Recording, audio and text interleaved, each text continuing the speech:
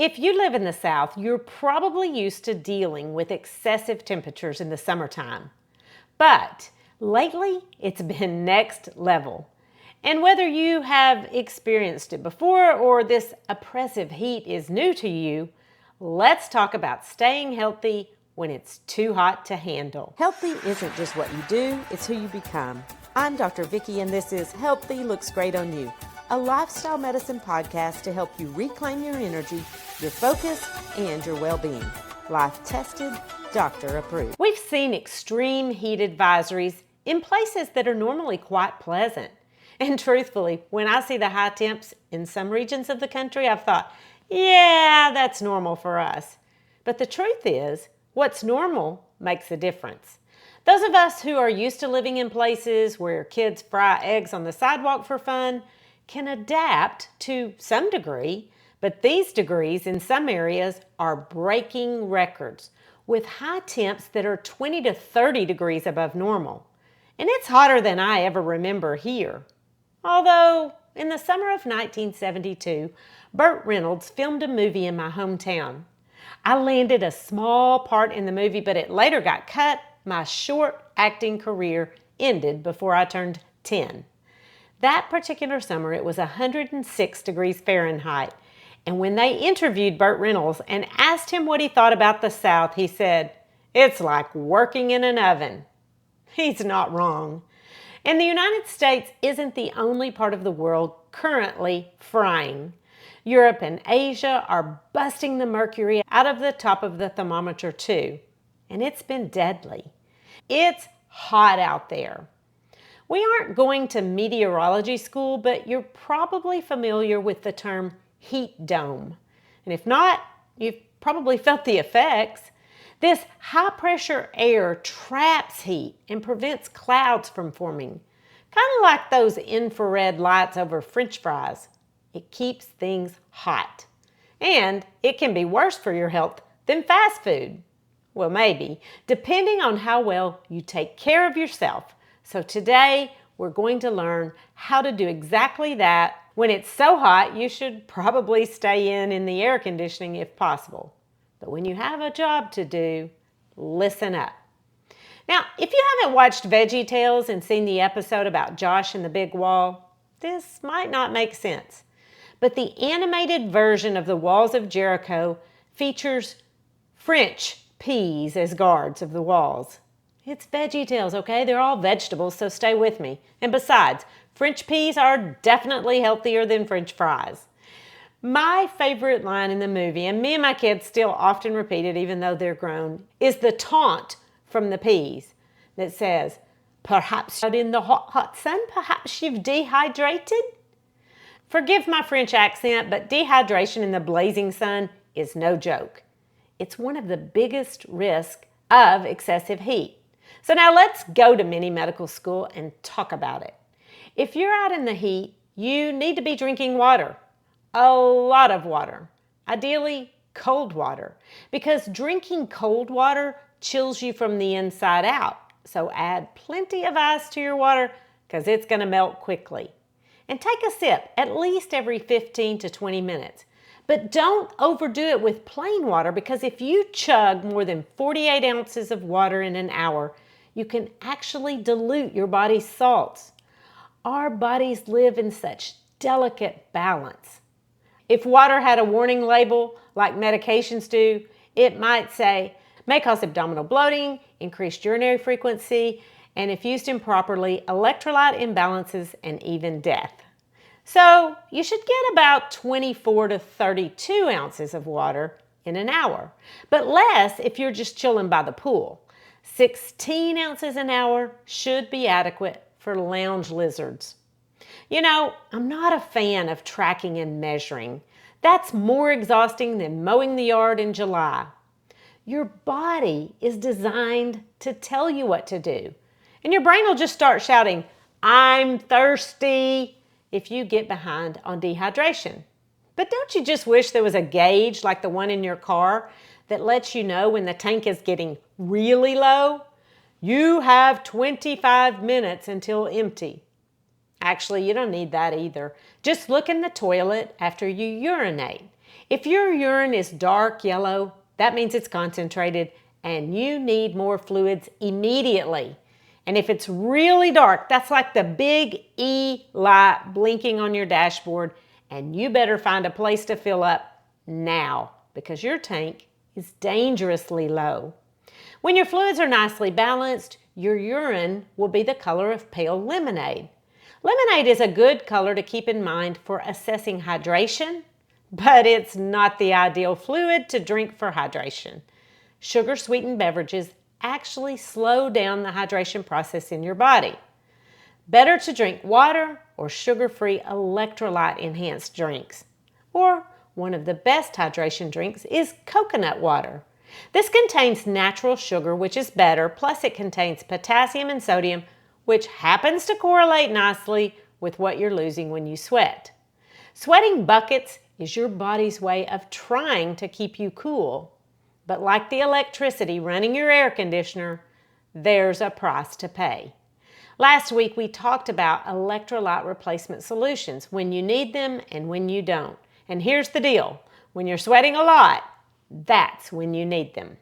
But avoid energy drinks. Some of them pack a big caffeine punch, and the last thing you want is for your heart to be working overtime in the already straining heat. Plus, guess what else they usually contain? Sugar. Not only are you getting caffeine and needless calories, as I've said before, sugar's not the best hydrator. So drink something else. No, not alcohol. It certainly isn't calorie-free, and it's notorious for dehydrating you, even in the snow and frigid temps. Remember winter when we had to wear a coat and a hat to go outside, and now we're stripping layers to try to breathe? Turns out that what you wear affects your body's ability to cool off. Tight clothes can trap heat, so wear loose-fitting clothes that allow your skin to breathe. This week, I went to the store in a black truck, and when we got back in from shopping, the dashboard thermometer read 120 degrees Fahrenheit. Now, it wasn't actually that hot outside, it was close, but a black truck on black asphalt made the thermometer read 120. That's because dark colors will heat you up more than light colors. So now is not the time to dress like Johnny Cash. And I love wearing hats, and a wide-brimmed hat is a great accessory in the heat. But I've noticed that I cannot wear my black golf hat on summer days because heating up my head cranks up my overall personal heat index. On occasion, I've been known to put an ice-cold wet towel on my head under my hat. It cools me off, but probably doesn't make me look very cool. But I'd rather be goofy than fashionable, and it immediately works. No matter what your color palette says you should wear, leave the dark clothes in the closet during a heat wave. Heat exhaustion and heat stroke are never in style. Now, many of you are probably thinking, I think I'll just stay at home in the air conditioning when it's this hot, which is great if you have that luxury. When I was young and money was super tight, we couldn't afford to run the air conditioner at full blast all summer long. So I spent a lot of time at the library, which was fine because I was trying to get into med school and it was a nice, quiet place to study. So take advantage of public places like cooling centers, museums, and libraries, and also natural spaces because trees are your friends. Not only do they provide shade, but they also don't absorb that heat and radiate it back at you like the pavement does. And where there are trees, there is water moving around in the air, and water cools. But since this is mini medical school and not dendrology, I want to give you the warning signs of overheating and basic steps to take if it happens to you. First is heavy sweating. Geez, it's been hot enough this week that you can sweat heavily just going to the mailbox. Next come dizziness and nausea. Extreme heat zaps your energy, but when you start to feel cold or turn pale or your skin gets clammy, that's a big red flag that you're overheating. Muscle cramps and headaches are your body's way of urging you to get cooled off. If you experience these symptoms, then go inside or at least get in the shade and drink some cool water. And take off as much clothing as possible without being indecent. Use a fan or wet towels or a combination of both. Better yet, cool off in cool water. You can try a swimming pool, but they can get warm as bath water in the summer. So a creek or a river will be more refreshing. Or head inside for a cold shower. Heat exhaustion can be accompanied by a fast, weak pulse. And hot temperatures can make you really cranky, but can also make you sick. When heat exhaustion progresses to heat stroke, it can be deadly. It's important to manage symptoms early and be on high alert, especially for athletes practicing outside in the summer. And I'd also like to caution you about your pets because they're vulnerable to excessive heat too. And we've all seen those tragic stories where kids get left in vehicles. As with many things, the young and the old are more vulnerable. So if you have an elderly neighbor who lives alone, please check in on them daily because isolated elderly people are one of the highest risk groups for heat-related death. And with heat stroke, that irritability can progress to confusion and slurred speech and even kind of strange and bizarre behavior. And skin becomes hot and red instead of clammy and pale. And when you stop sweating, that's a major warning because that's your body's way of cooling off. And your core temperature can rise above 104 degrees Fahrenheit. Your pulse can get rapid and bounding, and that can be accompanied by fainting and seizure and even unconsciousness. And listen, this may be really obvious, but I'm going to say it anyway since people are still sharing that cough CPR post on social media that is completely untrue. The right answer, whether you're having a heart attack or a heat stroke, is call 911. And I also want to mention certain medications that can affect your body's ability to regulate temperature or stay hydrated, like antidepressants. Dry mouth is a common side effect as it is with antihistamines. And of course, diuretics and even beta blockers can make you more prone to dehydration, so keep that in mind. When you're out in the heat and it feels like you're living in a furnace, those UV rays can also burn your skin. So don't forget your sunscreen. And bonus, it helps prevent wrinkles too.